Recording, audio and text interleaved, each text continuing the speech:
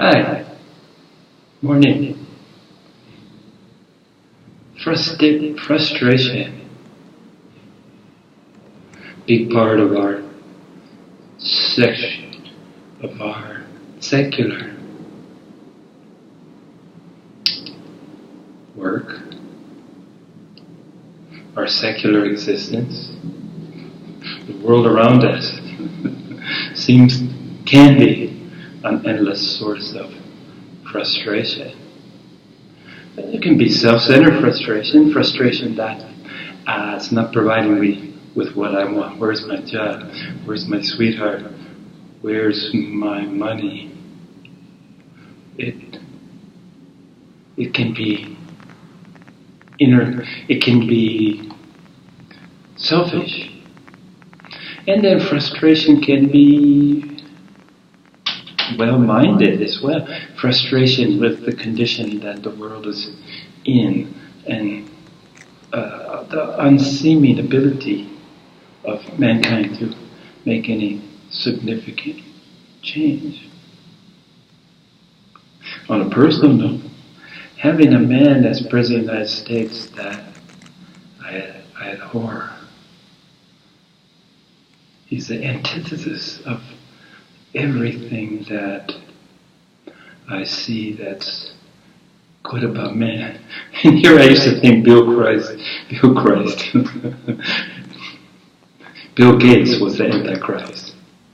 But how wrong I'm short-sighted of me.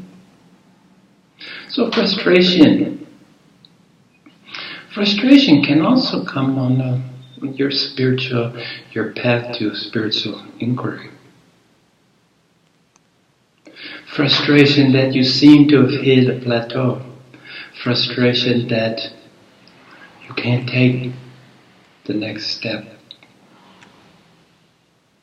And I would like to say that frustration is another red flag. If you're experiencing frustration, I would be so bold as to suggest that only you can get to the source of the frustration and work on a solution to the frustration. You're certainly, unless you're a really lucky man or woman, the universe is not going to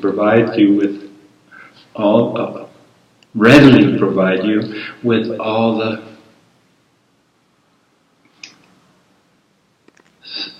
solutions to your frustrations. Give you that perfect mate, give you that perfect job, give you all the money in the world. Frustration, part of our life. But does it have to be? And I like to suggest that, like so many other things that we desire, happiness, we all want to be happy. Well,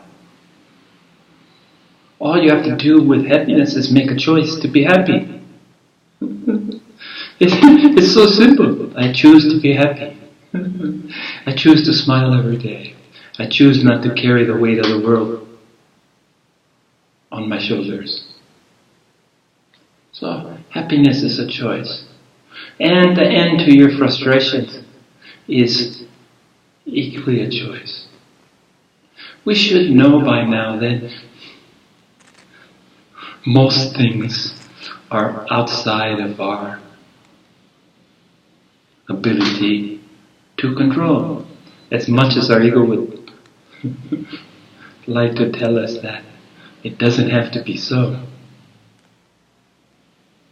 Most everything is in the world around us is out of our hands. I'm pointing to the one thing that's in our hands.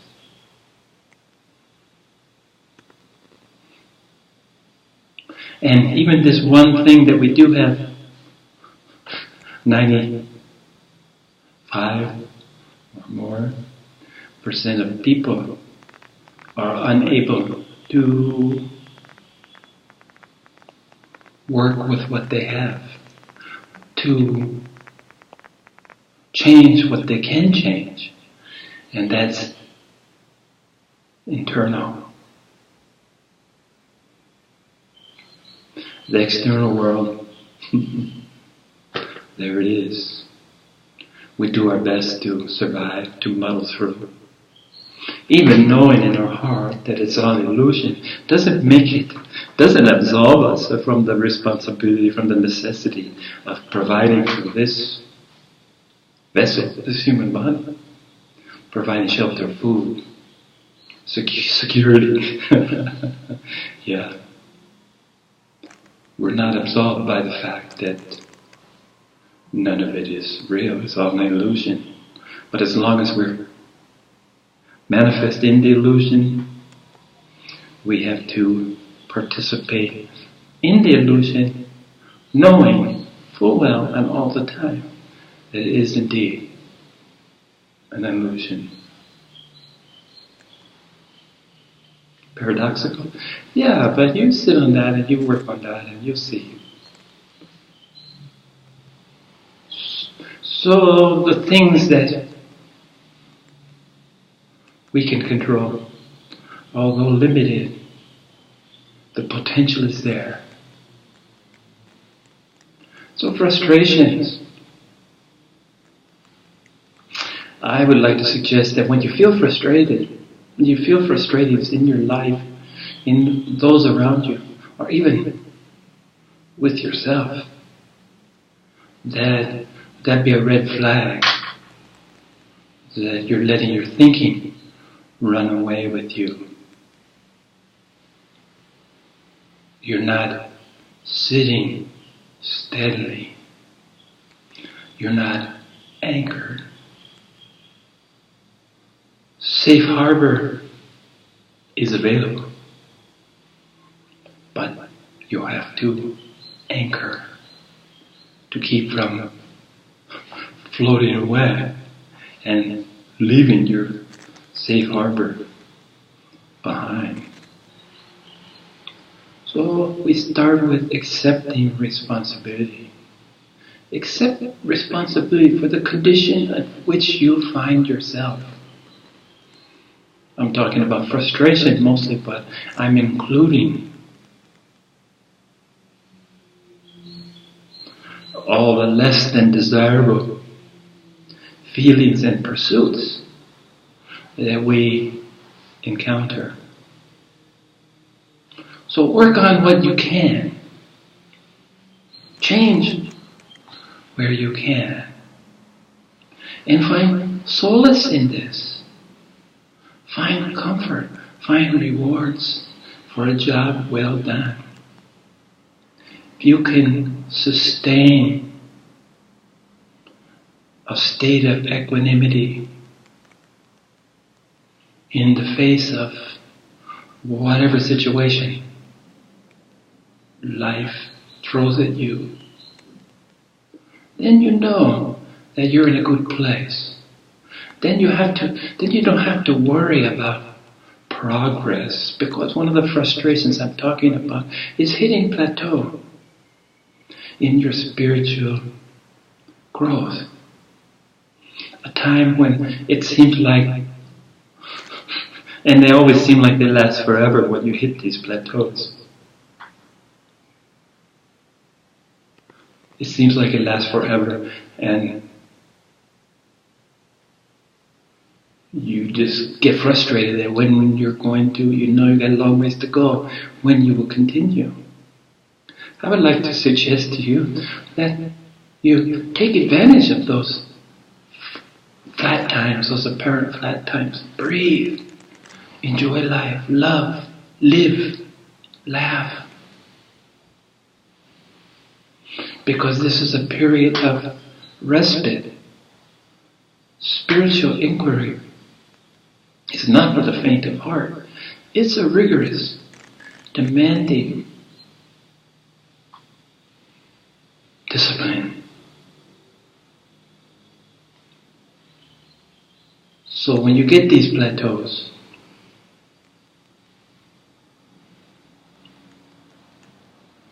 relax, enjoy them, relax, enjoy them. For they won't last as long as you thought you might hope for. And sometimes you'll even see like a valley, and it appears that you went back down.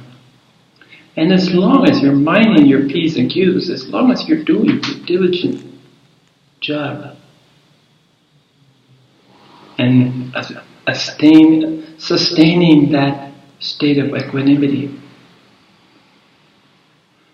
the idea that you're backsliding and going back down, as long as you're doing what you're supposed to do, doing what you know in your heart, doing what your heart is telling you to do,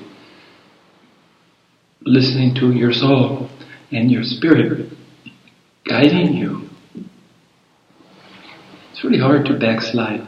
And what will turn out in retrospect, 2020 hindsight, looking back on it, is that what you saw as a valley is really flattened out over a long distance.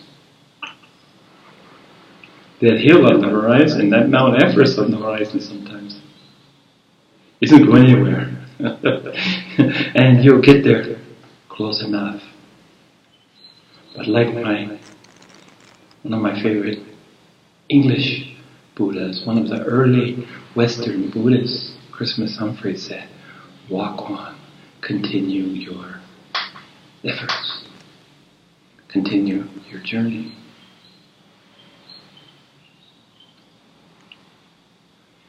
There's a science fiction short story that I love that expresses somehow for me the frustration that can happen, that's bound to happen on your path. The name of the story was, I have no mouth and I must scream. Can you imagine the frustration that you want to scream with no mouth? And that's how it feels when you don't feel rewarded, don't feel that you're making progress. The name of this episode is Eyes Wide Shut. Yeah, so this kind of eyes wide shut, I have no mouth and I must scream. I liken them to modern day, to my koans, my Japanese puzzles, my Zen puzzles that cannot be solved with intellect. And maybe ultimately can't be solved. Maybe that's the point. Maybe it's recognizing your limitations, especially of your intellectual avenues.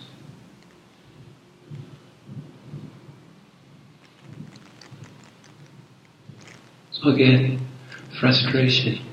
Sometimes you feel like you hit a wall.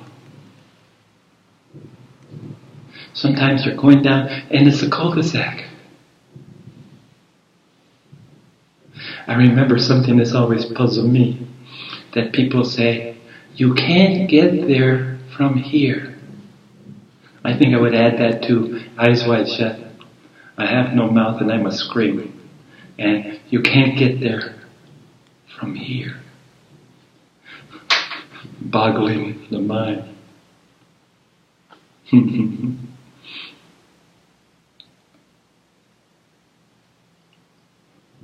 But another way to look at, I call these delicious dead ends. And I kind of celebrate them. And delicious in that food for the soul. Something for the soul to grapple with, to work on. Spirit soars, soul does the tough stuff. Soul wrestles with apparent obstacles, boundaries. So here at a cul-de-sac, here we come to a wall. Here someone will tell us, oh, you can't get there from here. And instead of saying, I have no mouth and I must scream, instead of experiencing that silent horror of the ultimate frustration, or eyes wide shut, which to me implies that you knowingly ignore them. Why not find cause to celebrate?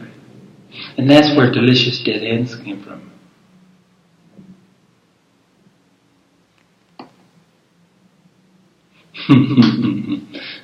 Glimpsing again. And from these delicious frustrations, savor them like you would the most exquisite food that you've ever tasted.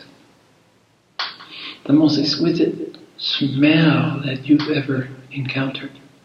Savor it. Enjoy these delicious dead ends. Because it's at these points that provide you with the greatest opportunities. Persevering in times of what should elicit frustration,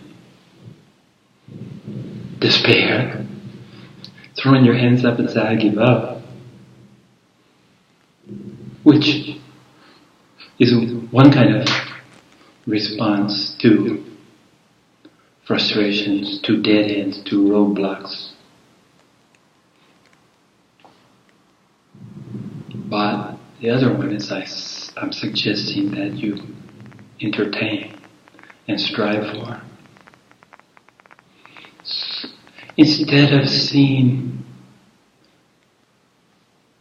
problems and obstacles, you instead see opportunity.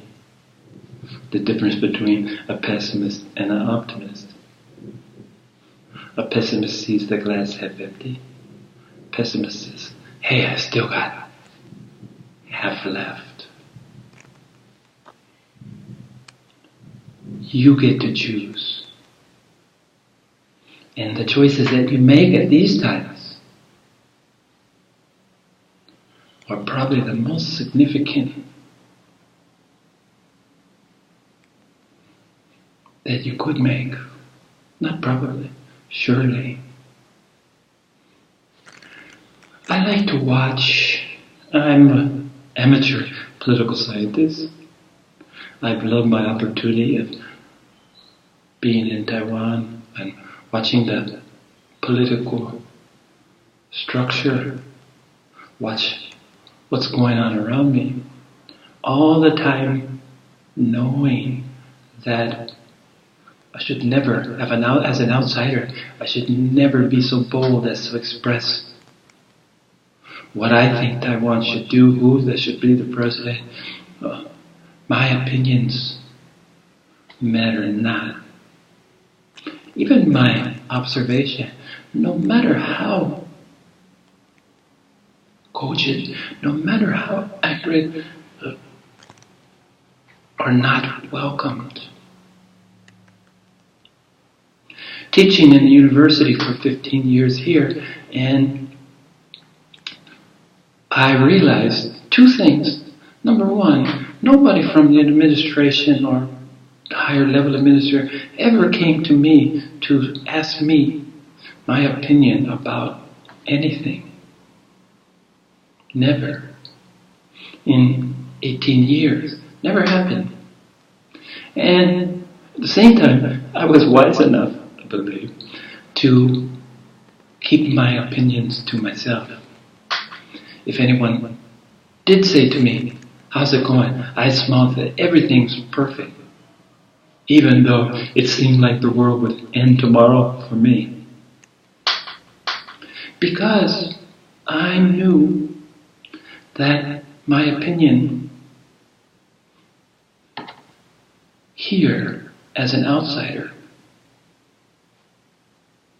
not only would never be solicited, but if it was solicited, it would garner absolutely zero respect.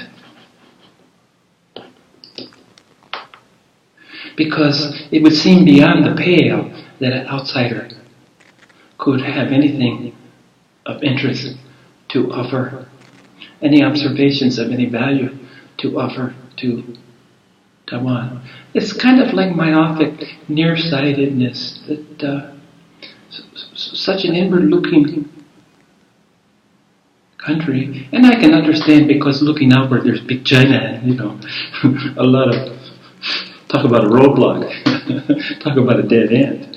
Yeah, so I can understand that this focusing on themselves is the way they see to go. But short-sighted. And there I go, offering my unsolicited opinion.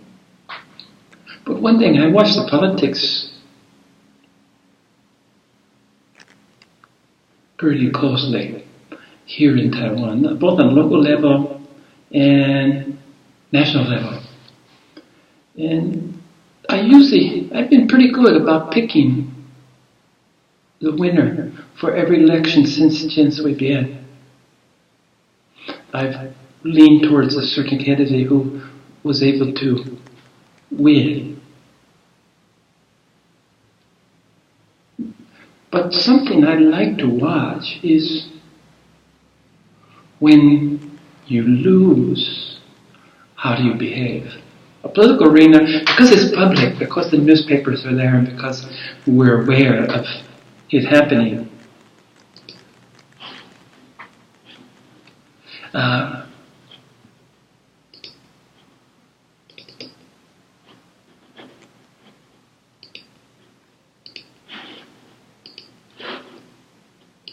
Sorry, some technical difficulties. My screen keeps going to sleep, and I thought I had set it so it wouldn't, but and so I don't know what happens to. I have to watch this video and see what happens when my screen goes to sleep. What happens to the? I suspect you don't know that my screen went to sleep. That's my suspicion, but I've never been a high-tech guy. So we're talking about political observations, watching. By the way, I celebrated my 21st year in Taiwan yesterday. Really a landmark for me. 21 years. And I got a message from a dearest friend. She said, well, you'll be here the next 21 years. And I laughed, Yeah, if I only should be so lucky. I'm not going anywhere. It's just, do I have 21 more years left in me? I feel pretty good. But that's an unknown that I won't entertain. But it was cute. So, behavior at times of loss. How do you behave? I remember in the presidential elections, there's been some real mysteries, and because I'm a scholar of American studies, people this is one thing they've asked me, I don't really understand it. Gore and Bush, Gore won the popular vote. Bush became president because his brother, maybe in Florida, Jeb, wasn't, what's that word for the not clearly punched? Hanging chads. Yeah, hanging chads cost Al Gore the presidency.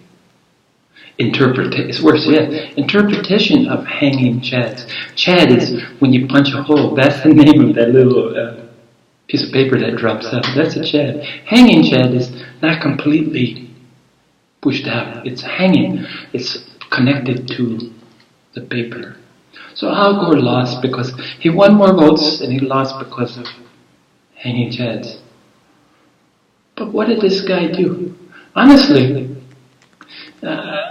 despite his work with the environment, I'm not impressed. He's not a charismatic guy. And maybe president doesn't have to be charismatic. I don't know. But I like a little flair, you know? Bill Clinton stuff. Or at least Barack Obama.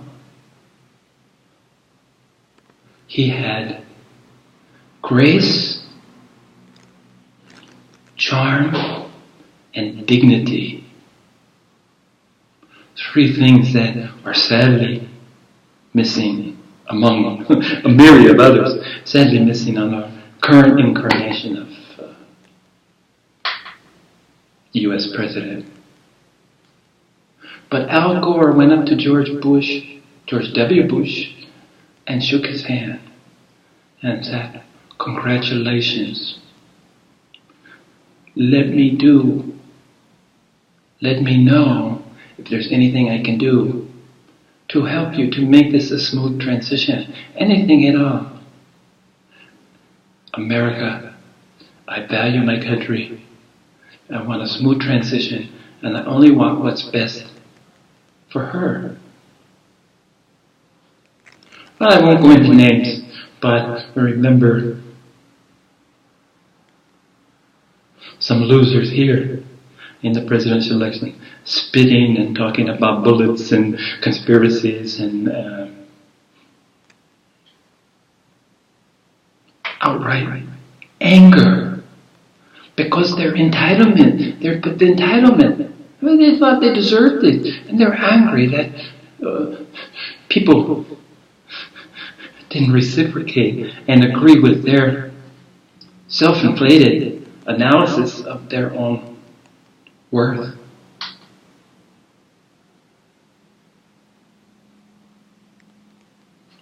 I haven't seen a good transition from one party to the next in Taiwan that was done with grace. I haven't seen anyone who stood up and said, "Congratulations, when they lost, congratulations. Let's move ahead. Let's take care of Taiwan. Let's look out for Taiwan's best interests. I'm working towards that and I support you and be glad to help you." No. Why? I don't know. There's a whole history to it, but I won't go into that now. But I suggest to you to watch.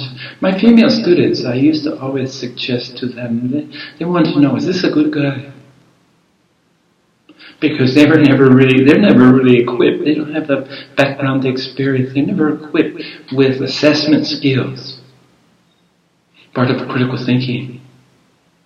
Thinking and reviewing and considering and making up your own mind. They're always looking for outside advice.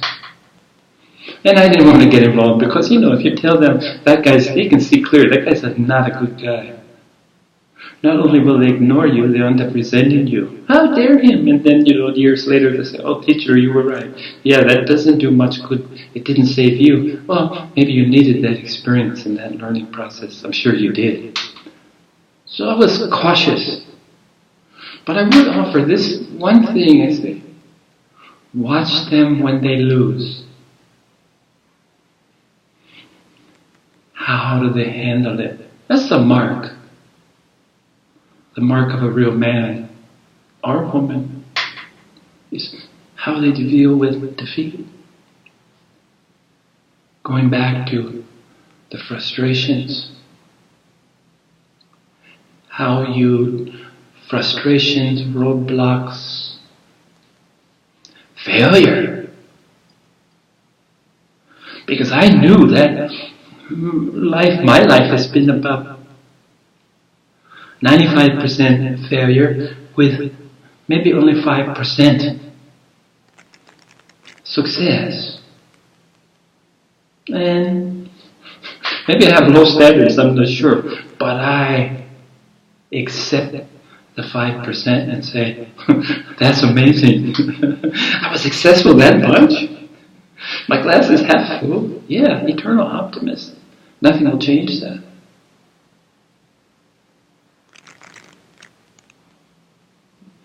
So how do you react?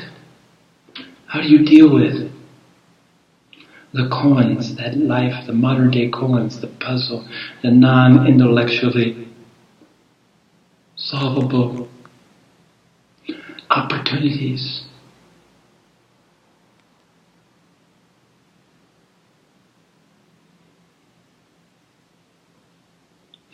I suggest that you take an opportunity to breathe, to relax, go for a swim, go for a long walk, listen to some music, get immersed in your favorite book. Enjoy. Think of it as like a vacation. Because it's rather than a frustration, a roadblock, a dead end. It can be a vacation. And the secret to being able to accept these things in such a manner is always equanimity. You feel the same in the face of, you feel calm, peaceful, in the face of everything. It was the best of times, and it was the worst of times. I love that too. Maybe that could add to my list of modern day koans, or not so, the best of times and the worst of times. And that kind of sums up everything, doesn't it? In that same kernel. That seed of the lotus that will grow up to blossom holds within it the best and the worst of times. As a closing reminder, what is in your control is how you react, how you handle.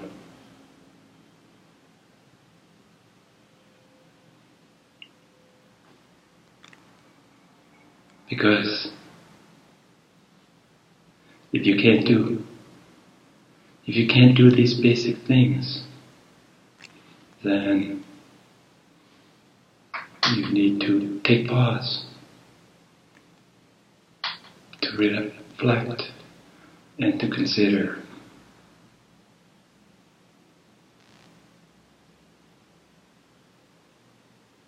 Sit on it. See it through.